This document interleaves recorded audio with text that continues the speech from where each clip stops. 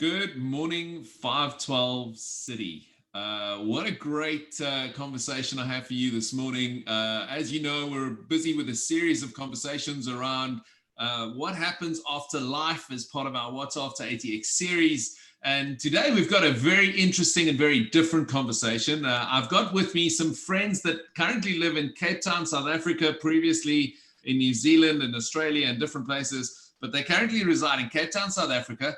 And they're joining us at like 4 o'clock in the afternoon while it's early morning here in Austin, Texas. But we're having the same conversation.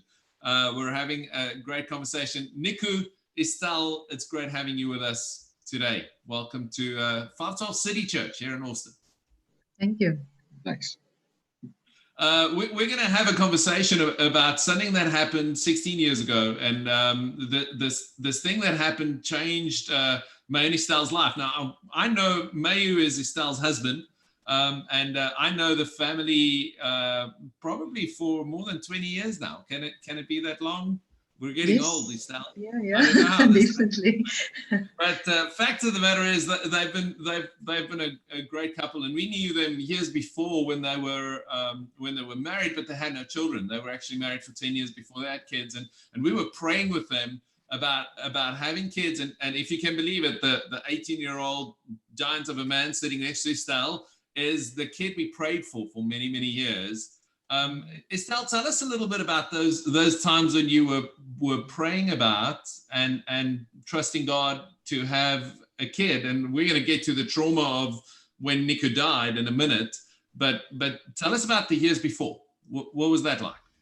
Yeah, it was quite an ordeal to go through. I mean, when you newly married and you're trusting God for a child, initially you think, okay, it's good, it's fine, but then everybody else starts getting married and they're having children, and that urgency and the need and wanting to be a parent, just grows stronger and stronger.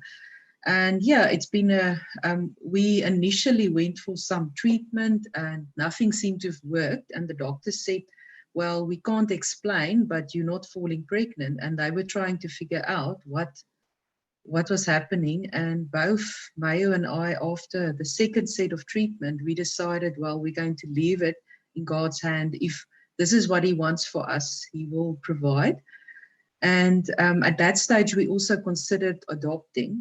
And we actually filled in the forms, asked for the process to be started. And that's actually on that very same time that we filled out those forms.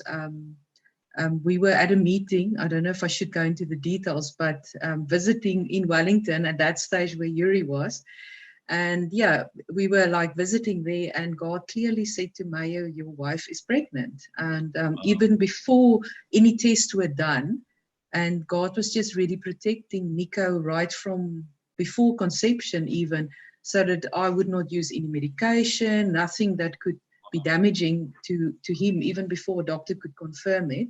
And we found out that weekend that I was pregnant, and that was 10 years down the line. I remember screaming in the doctor's ear of joy and excitement, and actually almost forgetting that this doctor is still on the line. I was actually standing in the street when I got the news that I was pregnant with Nico. So I believe all kids are a miracle, but if you've waited a long time, you just realize it's so much more. Well, I remember where we were when we got the call from you guys that you were expecting little baby Nico. I remember the day very clearly, and it was an amazing joy. It was a great thing. So Nico was born, and then something drastic happened when he was about 2 years old. Well, I must tell you this, Nico, and this is at your expense. I'm sorry, but I remember visiting your mom and dad when you were just you were probably about a year old, and I visited them, and I said, so how are you guys doing? And your dad was tired, Mayo was tired, and he said, you know what, I prayed for this kid for so long, and now I'm just praying that he would sit down for a minute. He doesn't walk, he just runs. And any case, so I remember that story vividly. But then at the age of 2, things drastically changed, and I realized you might not remember much about that day, but I'm pretty sure, Estelle, there's nothing about that day that you've forgotten. So tell us what happened that day. Yeah, it was just about after his 2 weeks after his second birthday. We were preparing the property for sale, and Mayo put some shock treatment in the pool. And long story short, at one stage we just realized that Nico wasn't where we thought he was. We started looking for him, and immediately I ran to the pool to look, and I discovered he was floating face down in the water on the surface. And as I was running to the pool, I just shouted to God and asking for mercy in that situation. In that situation, you don't actually need a doctor or anybody to explain to you what's going on, because you can see with your own eyes. Anyway, so I dove into the pool. I took his lifeless body and I handed him to Mayo. Mayo immediately started CPR. We first checked for any signs. He was all swollen. His eyes were half open. His mouth was open. It was very clear that he was dead at that moment. And Mayo started CPR, and he said to me, "You better go and phone somebody." At that stage, I didn't think phoning a doctor made sense to me at that point. I phoned my parents firstly, and I said to my parents, "Please pray with us. I think Nico is dead. He drowned." I didn't know if I say a definite he's drowned that they would pray even. But anyway, so at that stage, when I put the phone down, Mayo said to me, "Estelle, nothing's working. I'm trying everything." He's done a CPR course, so he knew what he was doing. And he said, "But it's not working. We've lost him." And I remember that realization, thinking we've prayed and trusted God for such a long time, and now to lose him at that stage was terrible. But anyway, and Mayo again said to me, "Have you found anybody?" And I thought, okay, he probably means a medical person. So I found our physician. She was a very good friend of ours. Mayo actually grew up with her. So I found her and I said to her, "This is what happened." And she said to me, "But you need an ambulance." She even gave me the ambulance number, and I put the phone down, and he again said to me, "Estelle, nothing's working. Nico's not responding to anything I'm doing." And it was, I get very emotional when I talk about it. Anyway, and I then, at that point, I found the ambulance as well. And I remember getting so frustrated because they asked so many questions. And I said to the guy, "Listen, this is the address. This is what happened. Please get here." Yeah. And anyway, and that was then the third time Mayo said to me, "Estelle, but we've lost him. He's not reacting to anything that I'm doing." And at that point, I remember just literally collapsing in the kitchen. It was just so heart-wrenching. I couldn't even go outside to look at where he was busy with Nico. And God clearly said to me, "Why are you accepting it? It's not his time. Don't accept it." And there was just this holy anger that came over me. And I started rebuking Satan. And I said, "You will not steal him from us today. This is not his time. Let go of him." And I remember shouting out and crying out to God and speaking in tongues. And just like, I've got no idea how I sounded, but I think it was a little bit of a crazy time. And at that very moment, when I spoke these words of life, Mayo shouted, he said, "Nico started to breathing. He was vomiting water and there was a heartbeat and he started breathing." And I was just absolutely ecstatic. I started praising God and saying, "Thank you, Lord, for giving him back to us." Obviously not realizing, it's probably shock that you don't realize the magnitude of the situation that's actually happened. Sure. Anyway, so what I didn't know is the doctor, she actually left her practice at that moment and she actually rushed to our house. So the next moment I heard the doorbell ring. With Nico, we couldn't get his t-shirt over his head. We actually had to cut it open. I think the head was just so swollen. Anyway, we took all his wet clothes off. We put a dry nappy on and we wrapped him in a warm blanket. and then the doctor arrived.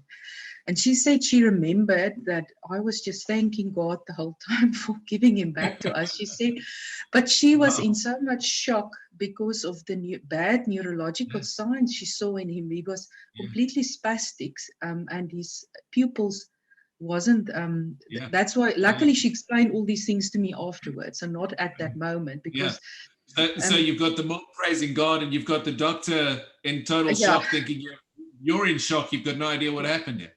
Exactly. And she said all the signs were so bad at that moment. She's worked in A&E for a long time. And she said that the signs, the neurological signs was clear that there was brain damage. She was in the water too long. And she was like, she said she wanted to shake me to say, stop thanking God and pray that, you know, the situation wouldn't be as bad as what she saw at that moment. But anyway, so she said, listen. At this point, Nico just needs to say something, because I think everybody's worried right now. Nico, so you missed all this trauma, right? As with most kids, you had no idea what your parents were going through at this point in time, but I've spoken to you a lot. You're okay. Yeah. I'm a very, very okay person. Very intelligent, nothing wrong.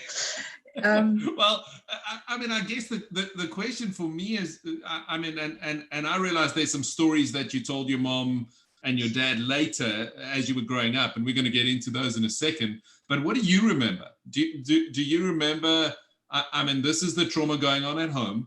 What can you remember of those moments, if anything? Not that I'm expecting you to remember much, but can you remember anything of those moments while your body was going through this? Do you remember anything else? Well, like you've previously said, I actually did die. I wasn't here. I was in heaven. But what was happening with my body, that I don't remember at all. Don't remember drowning. I don't remember any of the trauma. Don't remember my mother screaming. Don't remember anything of that. Oh, none of the physical. I have no memory of that whatsoever.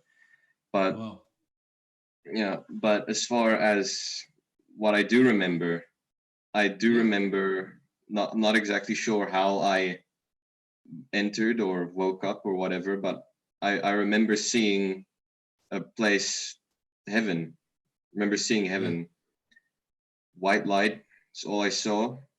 Not like a building or a closed space on earth where you can see a wall and a corner, just the white light, no form, no shapes that I could see around me, just the white light.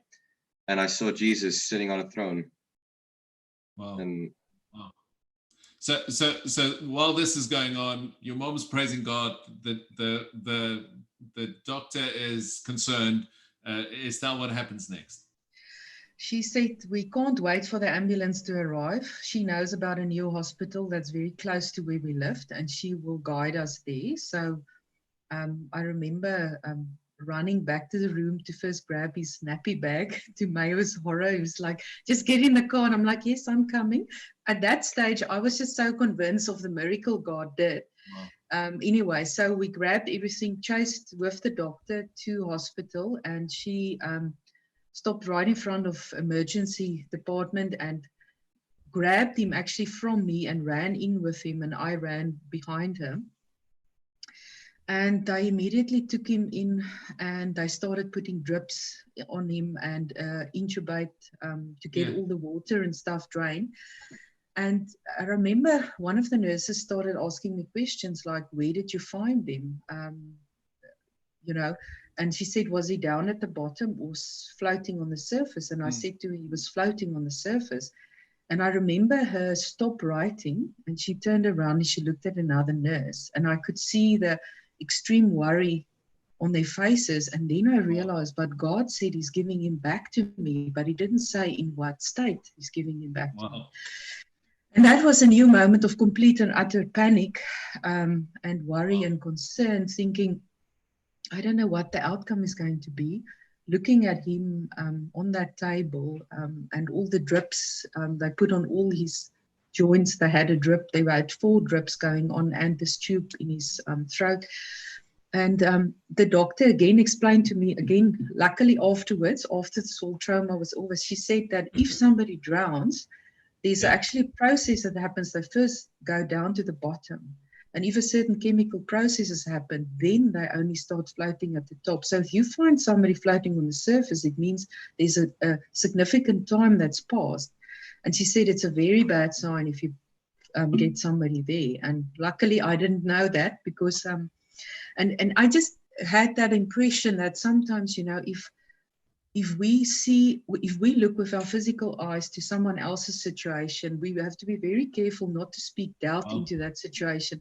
If they got a revelation God's doing a miracle, pray your doubts separate from them, or speak your doubts maybe somewhere else, but don't speak it into that situation, because it can actually derail their faith at that moment. Because I remember the reaction from those two nurses. It was like, it wasn't good for me at that moment.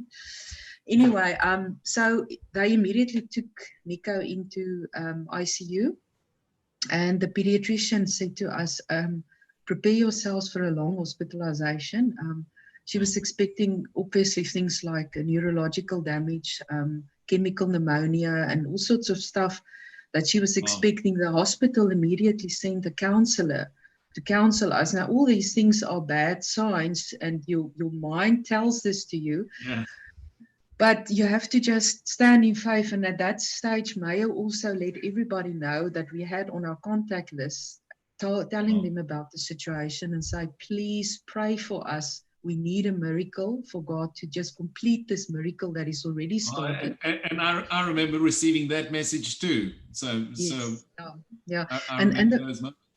And it was so mature, Estelle. I think sometimes looking back at the story, and I know, Nick is listening to this, and once again, he probably has no recollection of those moments, but you being in the midst of the story, I love what you're saying is the reality, the facts, what was really happening was coming up against what you heard God say and what you believe God for, and you found yourself in the space in between the fulfillment of the miracle and the hearing from God about what he was going to do. And I can imagine that those are tough, hard times. And I think a lot of people, listening to the stream right now is in that same space, right? Where they're experiencing that hardship, the difficulty, the trauma of seeing something which doesn't line up with what they expected God to do. So how did that then kind of unfold? How long was he in the hospital, and what was kind of the end to that season? It was quite a remarkable time in hospital, because I remember there was a few incidents that was very significant that stood out. Initially, they did an X-ray. Obviously, everything was filled with water as they was trying to drain and get all this water out. And then the pediatrician requested another X-ray because she expected this chemical pneumonia. We had the physio coming in because she had to do treatment on him. And the X-ray actually came back clear. And it was very interesting, because this lady that was the radiographer was actually at my parents' church. And she also knew about this whole thing. So she knew how we were all praying. And the doctor insisted that she must have swapped this X-rays with someone else's, because it's not supposed to be clear. It was very interesting. So she insisted she brings a mobile unit in so that she can actually see she's doing the X-ray on this patient. Yeah. And obviously that X-ray was clear as well. It was very interesting to see how this pediatrician was battling, because it was clear from her conversation that she wasn't a believer. How she could not medically explain what she was seeing. The other thing, the doctor that actually arrived on the scene, she phoned me that evening. She said she expected just to talk to us and comfort us because she knew us so well. She didn't expect any improvement. At that stage, Nico was already recognizing us, trying to form words. Eventually, they took the pipe out of his throat, and he was actually asking for food, which was quite funny to see in ICU, because they don't actually cater for meals there for kids. It's because Nick knew how I thought he was going to have to grow, man. There was a lot of growing to do. Yeah. So it was quite funny to actually see this hospital personnel running around, because the kitchen was closed. Nothing was prepared or kept aside for him, because they did not expect this to happen on that very same evening. And then later on, he was making so much noise, he wanted to talk. And he was actually keeping everybody awake in ICU. So eventually I got him on the drip stand, and I was pushing him around because he was very weak in his body. So I just pushed him around. I said, just hold on to the stand. So we went for walkies in the hospital. It was quite amazing. And then the other very significant thing that happened was when we had to go for an MRI scan, because obviously the doctor wanted to check for any damage, what she obviously expected. And as we were walking to this, the MRI scan place, I said to Mayo, I really believe this is another, like a T-junction. We have to really intercede at this point that there will not be found any damage in his brain. And we started just interceding. And as we entered this room, the doctor said we could actually stay with him. So there was a panel of specialists sitting on the other side of this piece of glass, and they were looking in, and we were holding his hands. And as they were pushed him into this scan, we just started praying in tongues. Man, we were praying up a storm, because we really felt at that point this was spiritual warfare, that we had to really intercede, that everything will be perfect. This miracle needed to be perfect. And anyway, so we kept on praying.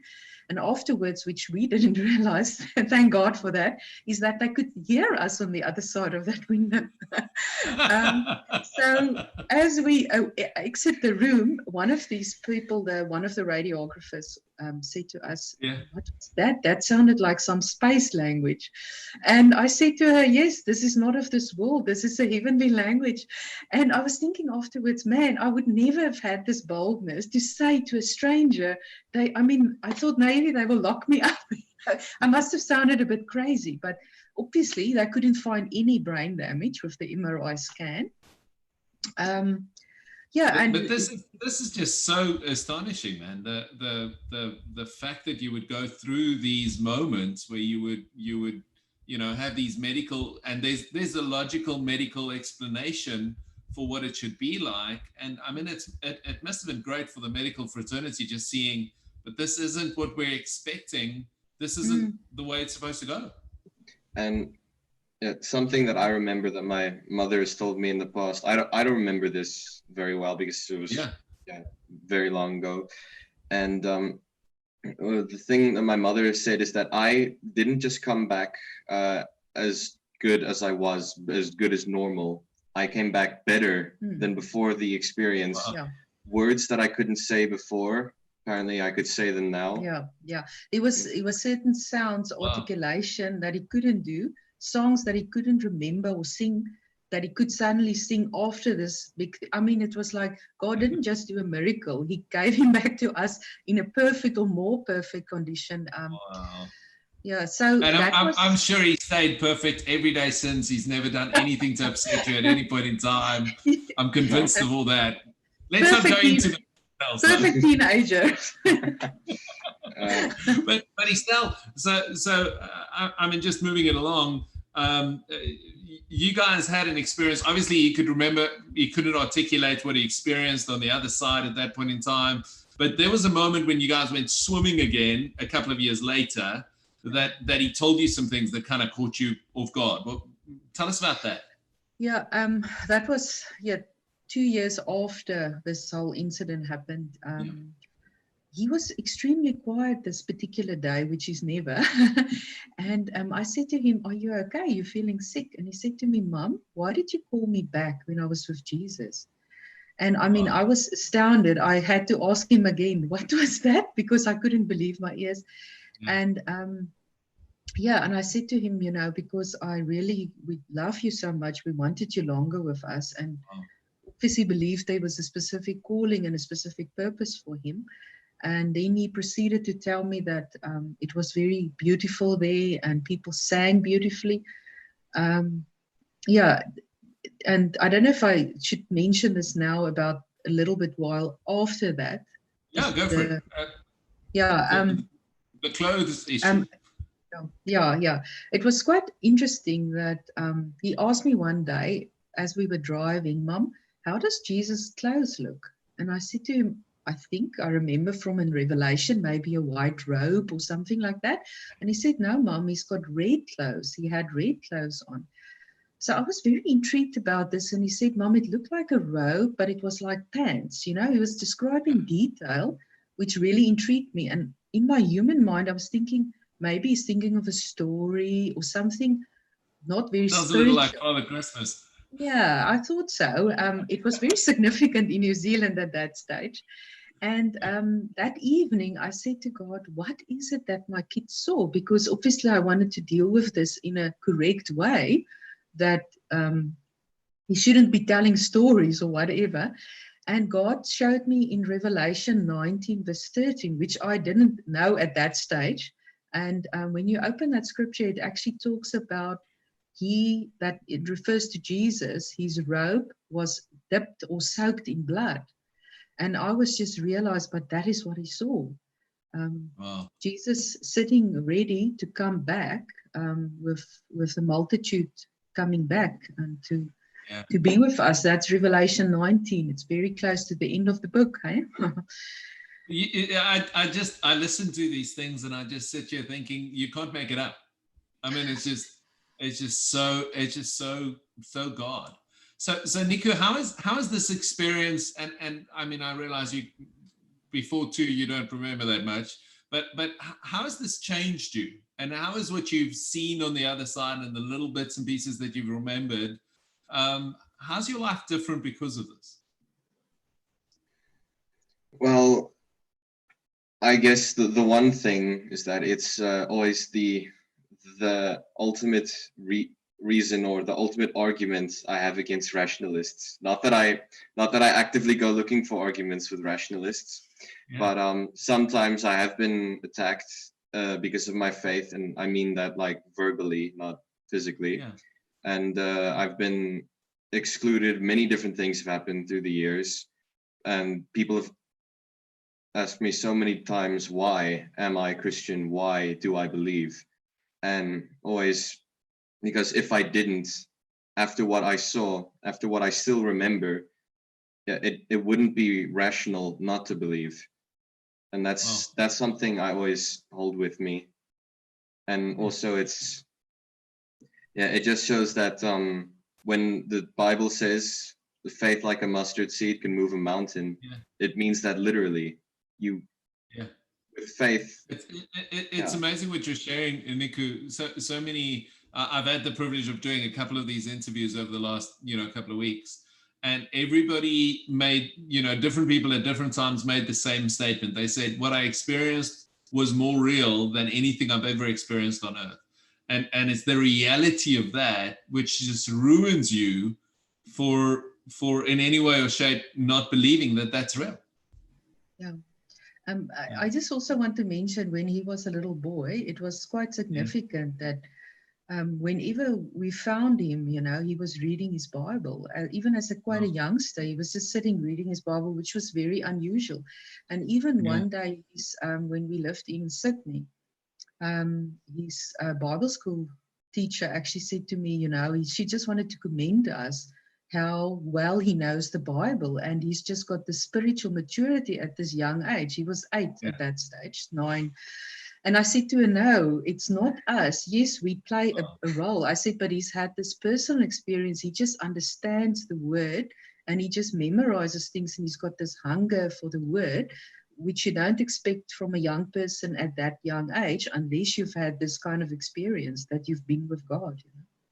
Well, and it's just the reality of the spiritual, right? It's the spiritual things, and the window you get into it makes you hunger for more understanding in that space, even in ways you can't understand or explain.